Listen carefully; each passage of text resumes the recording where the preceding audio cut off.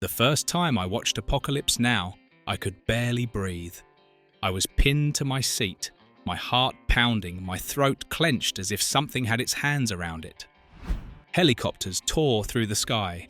Bombs slammed into the ground.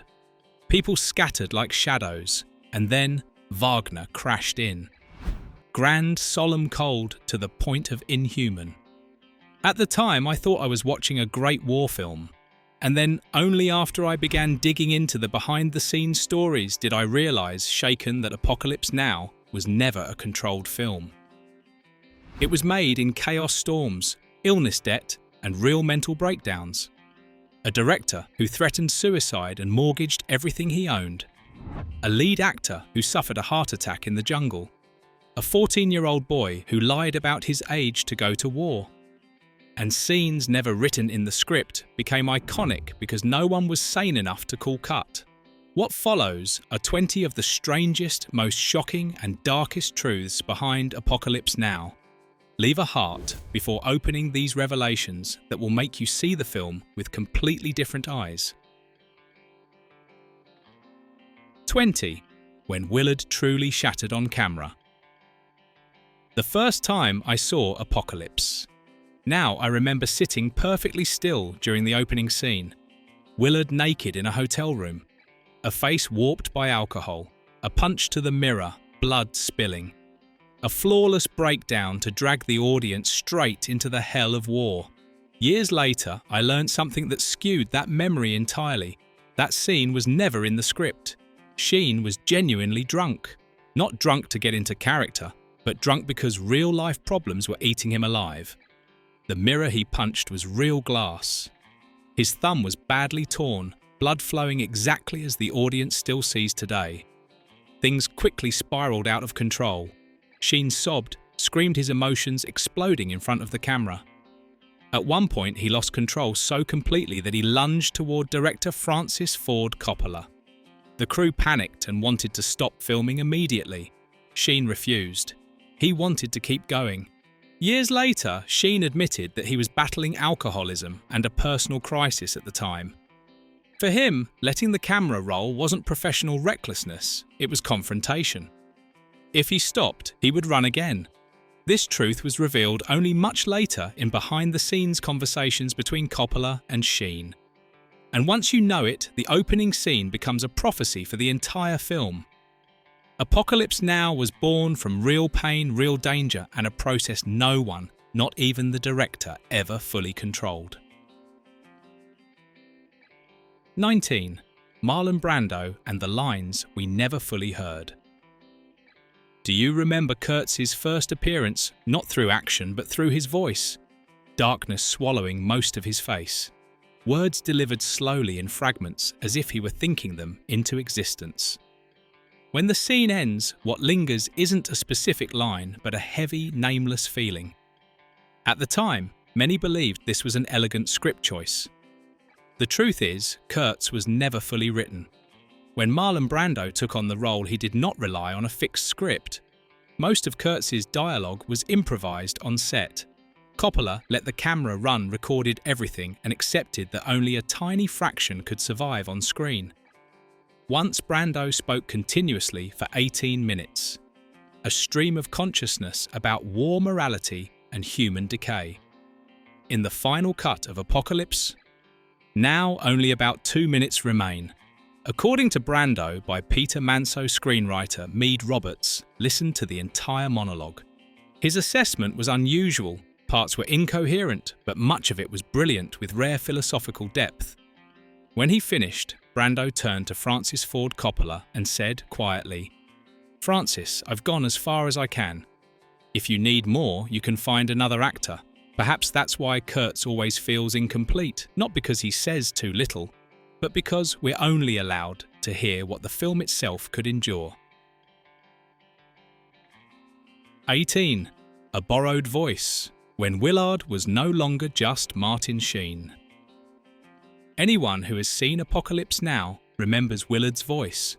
Low, steady, slightly exhausted, sounding like a thought trapped in a skull for too long. Almost everyone assumed it was Martin Sheen's continuous, unified, inseparable from the man on screen. But behind that familiar voice lies a very different truth. One that means Willard and the film itself no longer belongs to a single person. After filming Wrapped, Francis Ford Coppola spent nearly 3 years in the editing room. The more he cut, the clearer it became that the film needed more internal narration to keep the story from completely unraveling. The problem, Martin Sheen was unavailable to return to the studio. Waiting would have dragged post-production on indefinitely. Coppola made a strange decision. He called Joe Estevez Sheen's brother, whose voice is almost identical. Estevez quietly recorded several new voiceover passages for Willard. More ironically, when Sheen suffered a heart attack in 1976, Estevez had already served as his on-screen double for certain shots.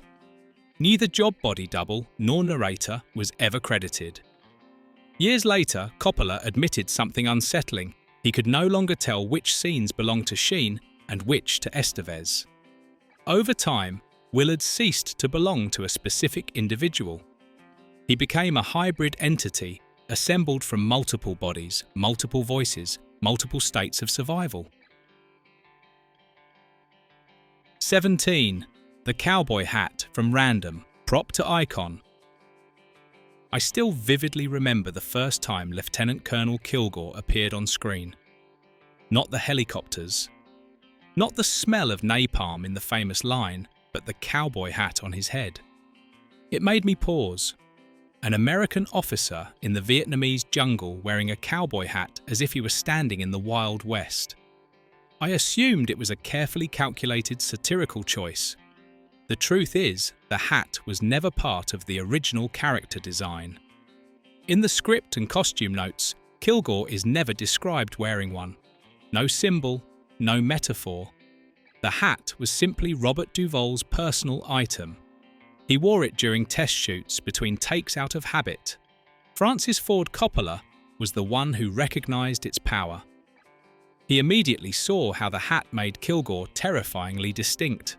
Coppola allowed Duvall to keep wearing it, then gradually insisted on it. An unwritten, accidental detail became the character's defining image. The hat turns Kilgore into an American cowboy in modern warfare, reckless, supremely confident, and utterly out of place. He behaves as if war is his personal frontier where power grants the right to do anything as long as it feels on brand. 16. The financial gamble, $7 million from Coppola's own pocket. There's one thing audiences rarely associate with Apocalypse.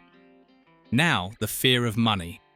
On screen, the film looks vast and untamed as if backed by a Hollywood machine with endless fuel. Behind that facade was a very different reality. The film was bleeding cash by the day. Shooting dragged far beyond schedule storms. Destroyed sets, scenes had to be reshot again and again. The original budget quickly spiraled out of control. When studios and investors began to pull back, Francis Ford Coppola was left with no safe options. He decided to finance the film himself, around $7 million, an enormous sum in the late 1970s. To raise it, he mortgaged his house and put his family's Napa Valley winery up as collateral. If the film failed, he wouldn't just lose professional credibility, he faced total financial ruin. Coppola directed while living in constant fear of losing everything. He later admitted that some mornings he woke up doing nothing but calculating how long he could survive. That anxiety seeped into every creative decision, pushing the production to an extreme state of tension. A true gamble: win everything or lose it all. 15. Apocalypse now nearly became a completely different film. There is a version of Apocalypse Now audiences never saw. It wasn't epic, visually overwhelming, or shaped like a war saga. In its early stage, that version belonged to George Lucas. When John Milius finished the script, Lucas was the first director approached. He was interested, but his vision was radically different from what the film would later become. Lucas didn't want a big war movie. He imagined something small, tight and experimental. His plan sounded almost anti-Hollywood: shoot in black and white, keep the budget low, use handheld cameras in a documentary style closer to battlefield reportage than traditional cinema. He also wanted to emphasize satire, making war feel raw and absurd at the same time. Had Lucas stayed, Apocalypse Now might have resembled a 1970s indie film, harsh, difficult, and inaccessible. A film to argue about, not to be dazzled by. History, however, took a different turn. Lucas left to pursue other projects, and Francis Ford Coppola filled the gap with a diametrically opposed vision, color, music scale and obsession pushed to the absolute limit. 14. Kilgore's Canteen. Scene came from a true story. There's a moment in Apocalypse Now many people remember but aren't sure how to read. Lieutenant Colonel Kilgore, who has just ordered bombings while talking about surfing, suddenly hands his canteen to a wounded Viet Cong soldier. The gesture feels humane, cold, and strangely mythic, like a war story told too briefly. At first glance, it seems like a fictional detail meant to make Kilgore more complex. The truth is, the scene wasn't entirely imagined. Its origin lies in a real story from the Vietnam War. A Viet Cong fighter was so badly wounded that his intestines spilled out. With no medical aid available, people tied them back into his abdomen using an enamel cooking pot. Most astonishingly, the soldier continued fighting for days afterward. The story was documented by Philip Jones Griffiths, the renowned war photographer whose images forced the world to confront the war's brutality head-on. Coppola carried that spirit directly into the film. Kilgore then isn't just a reckless madman. He represents a warped wartime morality, one where respect doesn't come from ideology or allegiance, but from endurance and the ability to keep surviving. 13. The Real Corpses Scandal. In the pursuit of pushing Apocalypse Now toward absolute realism, the production crossed a line even it didn't anticipate. In scenes around Kurtz's compound, the props meant to create an atmosphere of death were assumed to be mannequins or fake bodies. Then a chilling truth emerged. Some of them were real human corpses. The bodies were supplied by local sources in a setting where oversight was loose and ethical boundaries blurred by production pressure. When Philippine authorities learned of it, an investigation was immediately launched. Officials moved to verify the origin of the remains, and during that time, the film crew's passports were temporarily confiscated. Eventually, the bodies were replaced with actors and mannequins so filming could continue. The scandal was resolved, but its aftershock remained. It underscored an uncomfortable truth: in chasing truth too far, cinema can wander into places it should never touch. 12. The Buffalo Sacrifice, a real ritual. The climax of Apocalypse Now is Willard's confrontation with Kurtz, intercut with the slaughter of a water buffalo. An image that stunned many viewers. What made it controversial wasn't just the imagery, but the fact that the ritual was entirely real, not staged.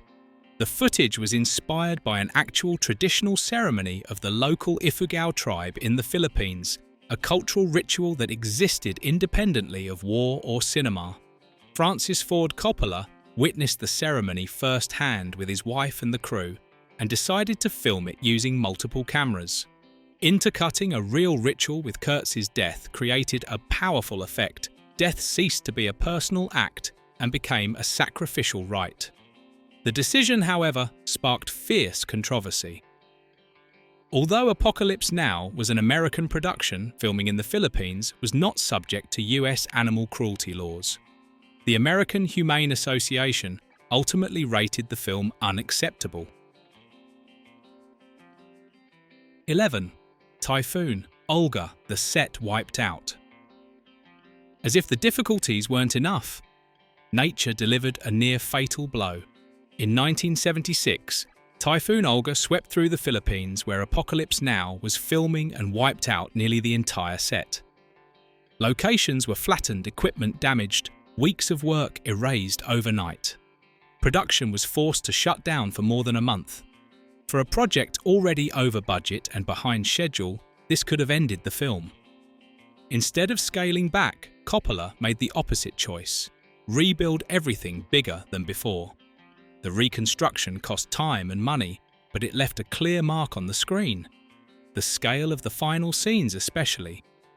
Kurtz's compound feels massive and primal, in part born directly from this disaster. Having survived a natural catastrophe, Apocalypse Now came to resemble a project forged through calamity, where every frame is the result of endurance, not planning. 10. Lawrence Fishburne, a 14-year-old boy, walking into the hell of war. I still clearly remember the first time I saw that young soldier on the boat drifting upriver, a face barely past childhood eyes caught between curiosity and fear, always standing slightly behind the grown men around him. When Apocalypse Now began filming in 1976, Lawrence Fishburne was only 14 years old. He lied about his age, claiming to be older to secure the role. A reckless decision, yet one painfully familiar in the history of American wars. In many conflicts, countless teenagers under 18 falsified their ages to go to battle. And unintentionally, Apocalypse Now recreated the very reality it was depicting: children pushed into war before they had time to grow up. Fishburne entered the film as a boy surrounded by fake explosions, but the pressure living conditions and endless passage of time were completely real. The shoot and post-production stretched on for years. When Apocalypse Now was finally released in 1979, Fishburne had just turned 18. Audiences saw a young soldier on screen, but behind that image lay a strange truth: the boy had grown up alongside the film itself. 9. Marlon Brando, late, overweight and without his lines. When it came time to shoot Kurtz's scenes, the production was hit with another shock. Marlon Brando arrived late, visibly overweight, and most critically without the lines Coppola had expected him to know. Every early vision of a lean, razor-sharp officer collapsed instantly. With no way out, Coppola was forced to abandon most costume designs and completely rethink his approach. Instead of revealing Brando, he buried Kurtz in darkness, using minimal lighting to conceal the actor's appearance and turn limitation into style. Dialogue stopped being polished monologues and became fragmented improvisations resembling a stream of consciousness. That instability is precisely what gave birth to such a haunting Kurtz. The character no longer felt like a conventional villain, but like a disintegrating idea simultaneously wise and decayed. By refusing to prepare in the traditional sense, Brando accidentally delivered one of the most unforgettable performances in cinema history. 8. 11 minutes on screen. Robert Duvall's legendary performance. Across the massive runtime of Apocalypse Now, Robert Duvall appears for only about 11 minutes as Colonel Kilgore, a shocking number considering the character's lasting impact. Yet those 11 minutes were enough to earn Duvall an Academy Award nomination for Best Supporting Actor. Kilgore arrives like a brief storm. He brings iconic lines, unmistakable imagery, and a form of authority that is both absurd and terrifying. The character doesn't evolve in the traditional sense, but leaves such a deep imprint that many viewers remember Kilgore more vividly than protagonists who appear for hours. It proves one thing: cinema doesn't measure weight by screen time. Apocalypse Now shows that a character can become legendary in just a few minutes if placed correctly and charged with the right energy. 7. 5 million feet of film, the editing nightmare. When filming ended, Apocalypse Now was far from finished.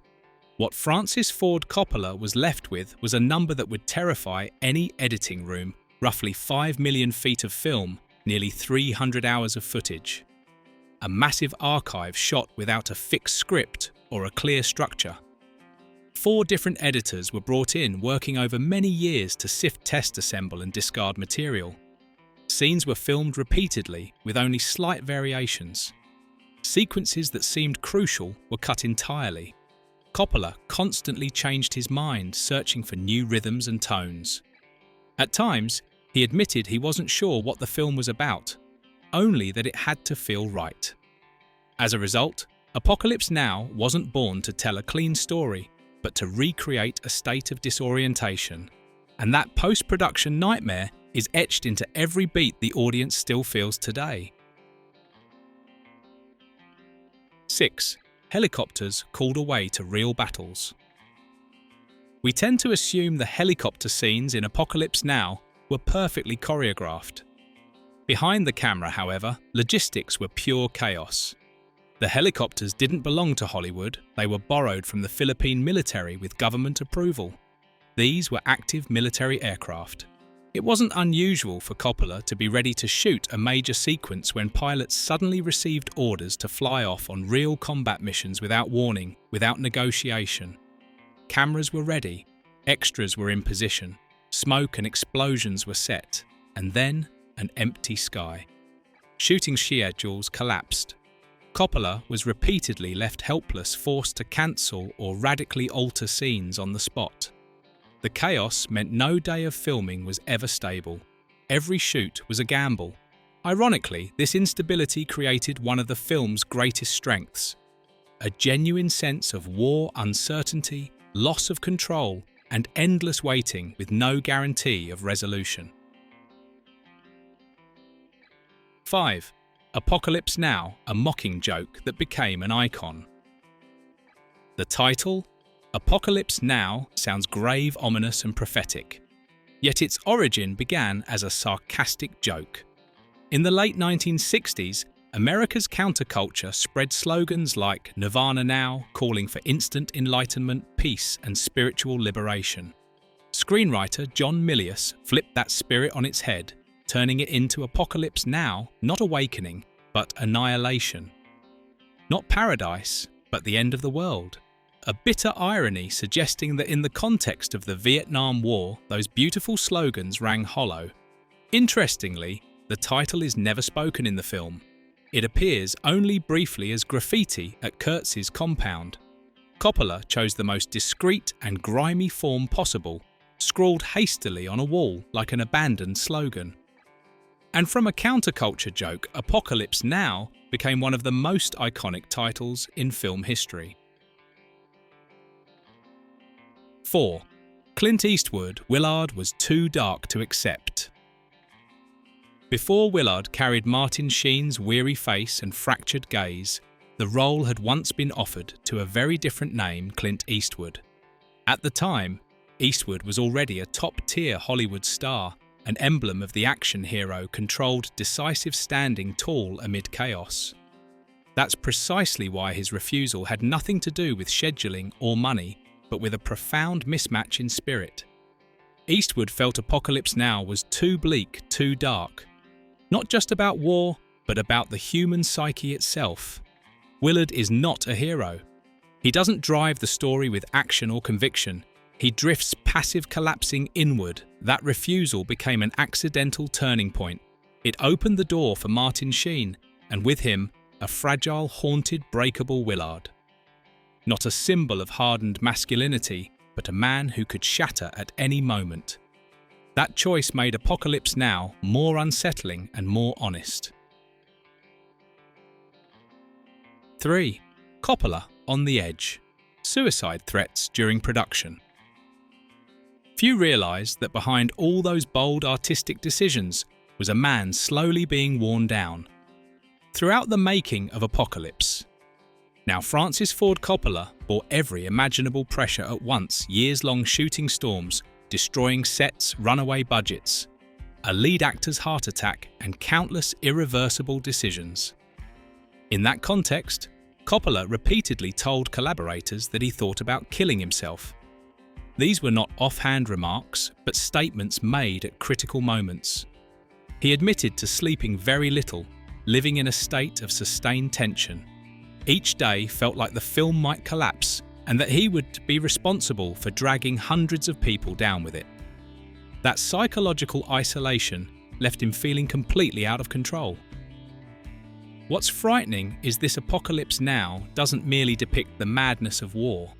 It was made in genuine madness with its director standing at the edge of psychological collapse. 2. Cannes 1979, when the film was still unfinished. In 1979, Apocalypse Now was brought to the Cannes Film Festival in what could only be described as a reckless state. Francis Ford Coppola openly admitted the film wasn't truly finished. He was still wrestling with the ending, the overall rhythm, and the work's final meaning. The Cannes cut was rough, long, and unstable, exactly like the way the film had been made.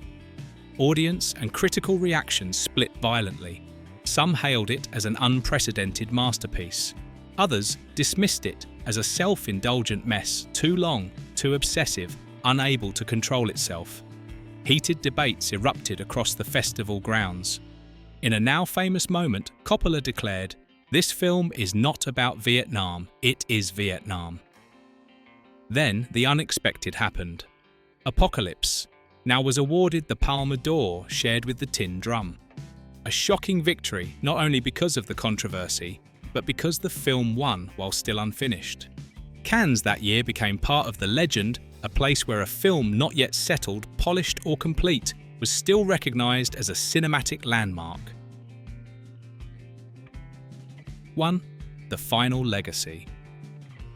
When Apocalypse Now was finally released, many still questioned whether Coppola's gamble had been worth it.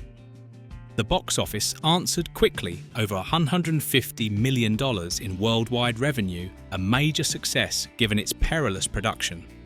The film earned 8 Academy Award nominations, winning 2 key Oscars for cinematography and sound elements that directly reflected its scale and intensity. Yet Apocalypse Now's legacy doesn't lie in awards or revenue. It lies in how it redefined the war film. No heroic arc, no sense of victory, no moral reassurance. Instead, it drags viewers into a fevered state where war appears as a process that corrodes human beings from within. Over time, Apocalypse Now has been taught, analysed and debated as a major work of art, both an achievement and a warning. A film born from chaos obsession and real danger. And for that reason, it endures as one of the greatest war films of all time, not because it offers answers, but because it refuses to let us look away easily. If you've made it this far, Apocalypse Now is probably no longer just a film from memory. It's a journey filled with unresolved questions. Now tell us in the comments which behind-the-scenes detail of Apocalypse Now haunted you the most. And don't forget to like, share and subscribe to keep exploring the secrets behind cinema's golden age in future videos.